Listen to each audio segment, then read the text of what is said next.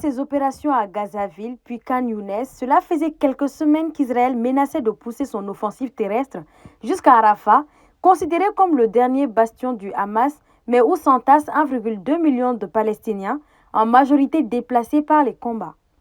Hier lundi, des pourparlers étaient en cours pour une opération de cessez-le-feu en vue d'évacuer des dizaines de milliers de personnes de Rafah. Proposition approuvée par le Hamas, mais pour Israël, celle-ci est loin de ses exigences. Ainsi, depuis ce matin, Israël a exécuté ses menaces en menant d'intenses bombardements à Rafah et a annoncé avoir pris le contrôle de la partie palestinienne du point de passage de Rafah entre la bande de Gaza et l'Égypte. Dans la nuit d'hier, Antonio Guterres, le chef de l'ONU, a estimé qu'une invasion de Rafah par Israël serait intolérable.